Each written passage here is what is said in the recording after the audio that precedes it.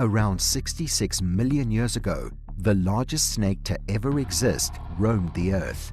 Deep in the marshy forests of South America, the lord of the jungle, Titanoboa, was every living creature's worst nightmare. This snake was larger than the T-Rex. It was 3 times larger than the anaconda, which is the biggest snake alive today. And if you're still not shitting your pants, know that it was as big as a 5-story building. Now, if by any chance you haven't freaked out yet, Titanoboa had a killing strategy that'll literally give you chills. What if this humongous beast did not go extinct? What on earth did it eat? And how the heck did it get so huge? Stay tuned, because trust me, you don't want to miss the answers to these. Now roll the clock back to the Paleocene epoch, around 66 million years ago, and you'll find that once all the dinosaurs had gone extinct, it was this monstrous snake that became the new ruler of land. Titanoboa lurked in the warmest, wettest parts of South America, and humans should feel really lucky they didn't exist back then, because going fishing in Colombia on a nice sunny Sunday could have resulted in the most tragic, gruesome death ever. But before we talk about how this snake killed you, you need to know its true size and appearance. Titanoboa grew up to 50 feet or 15 meters in length, and it was around 3 feet or 1 meter wide. This means the thickest part of its body would be nearly as high as a man's waist. Now, the human body can only handle around 770 pounds or 350 kilograms without getting completely crushed. But this snake weighed over 2,000 pounds or 1,000 kilograms, which means it could completely shatter our bones under its weight. You'll be surprised to hear that Titanoboa is more closely related to present-day boa species rather than giant-sized anacondas. But most paleontologists believe that this massive serpent behaved more like today's green anacondas. That's because it spent most of its time in water to support its enormous size. It had a muscular, legless body perfect for squeezing the life out of any creature that came its way. Now, these snakes didn't carry venom, but their strong jaws and large mouth cavity helped them dislocate and swallow prey whole, even if the victim's body was larger than the snake's head. Titanoboa also had a forked tongue that aided it in locating prey, even underwater. As for its skin, it was so thick that you could describe it as damn near bulletproof. Its color was either brownish or grayish, and that's perfect, as it camouflaged it well in the muddy rivers of the tropical rainforests where it flourished. But what about when it wasn't underwater? These snakes had fairly small scales and really stretchy skin, which made it easy for them to move around on land. Now, all these adaptations were really important because Titanoboa had to share their habitat with other enormous species, like 13-foot crocodiles and 8-foot turtles. I'll tell you more about this later. These massive snakes lived in the hot tropical rainforests of South America. But luckily for them, they appeared once all the carnivorous predatory dinosaurs, such as Tyrannosaurus rex, were safely dead. Due to their massive size and weight, these snakes likely spent most of their time in the numerous rivers of their habitat. Similar to large sharks or whales, the water would have provided buoyancy for its heavy body. One shocking fact about Titanoboa is that it may have been able to hold its breath underwater for up to an hour. That said, paleontologists have yet to discover any animal brave enough to challenge a fully grown Titanoboa. But on the other hand, this serpent itself took on anything in its way. The only question is, how did it kill its prey? Just like Megalodon, Titanoboa was a solitary hunter, as its size allowed it to hunt effectively alone. It would only interact with others of its kind during mating season. It used infrasound to hunt, meaning it was attracted to low-frequency noise and vibrations. That made it less likely to attack still or silent prey. But once it did lock onto a target, Titanoboa would go in for the kill, striking and squeezing its prey so tight they couldn't breathe, then swallowing them whole. When dealing with small prey, like humans, Titanoboa could gulp them down quickly without needing to squeeze. But when hunting larger prey of similar size to itself, it would use its immense strength to constrict the prey until it couldn't breathe. And if the Titanoboa ever had to defend itself against a predator, it used its tail like a whip to attack them. Gosh, it'd suck to get hit by one of those. Now let's talk about what these guys ate.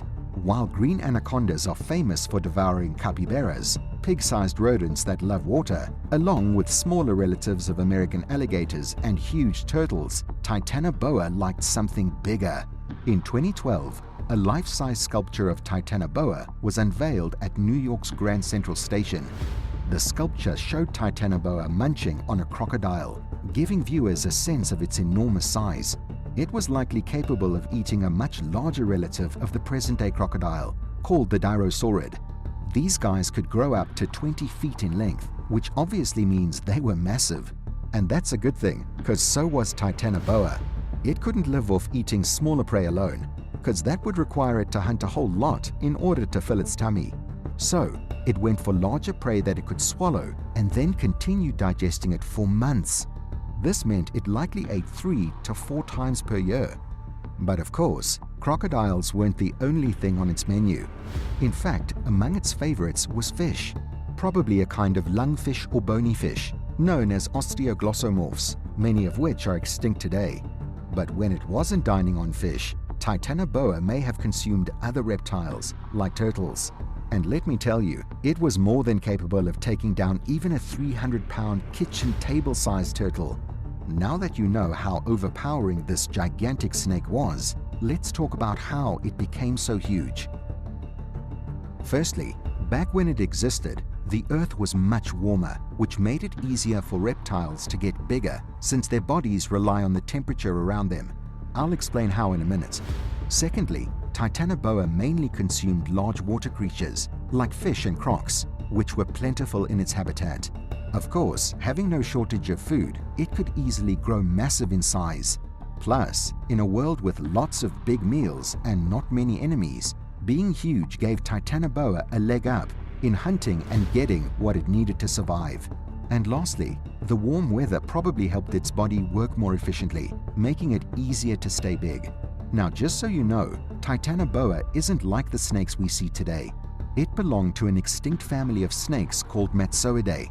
Now, if you're thinking, why don't we have snakes as big as Titanoboa in today's South American rainforests? The reason lies in the climate of South America around 60 million years ago. It was much hotter than it is now. This matters because creatures like Titanoboa, being cold-blooded, rely on the environment for their body temperature. Unlike warm-blooded animals that regulate their temperature internally, cold-blooded reptiles can only grow to a certain size before their metabolism slows down too much for them to function properly, especially when it comes to eating.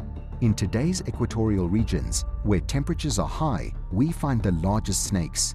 They reach their maximum size given the conditions they live in. To create even larger snakes, we'd need to significantly increase temperatures. Titanoboa likely grew to its immense size because temperatures back then could have been up to 10 degrees Fahrenheit warmer than they are now. Now this raises the question, could future global warming lead to larger snakes appearing on Earth?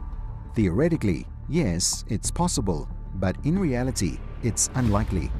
That's because creating such large snakes would require suitable habitats, which are disappearing due to human activities, especially in biodiverse tropical regions. Other than that, human interference and the rapid pace of modern global warming compared to the gradual warming of the past make it a lot less likely for snakes like Titanoboa to reappear on our planet. But hey, you should be grateful for that, because imagine the roof of your house fell in one day and this massive snake dropped down. What could you possibly do to escape it? Pretty much nothing. If you're thinking you could outrun this guy because it's so heavy, it probably couldn't move fast, well, you couldn't be more wrong. While dragging all that meat around couldn't have been easy for this mega snake, it was really freaking fast for something its size, especially underwater. Titanoboa was capable of reaching speeds up to 50 miles per hour, which is a little slower than a cheetah, but it would have been slower on land, where it actually had to carry its body weight. Now let's talk about where and how this snake was first discovered. There's a place in the lowland tropics of northern Colombia, about 60 miles from the Caribbean coast, called Callejón. It's one of the world's richest fossil deposits, offering a glimpse into the past when dinosaurs had just disappeared.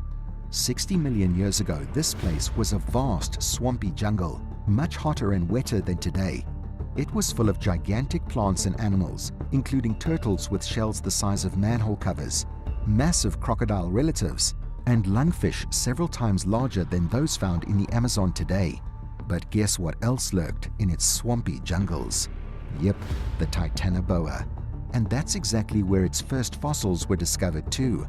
In 2009, scientists found the fossils of 28 Titanoboa snakes in the Cerrejón coal mines in Colombia.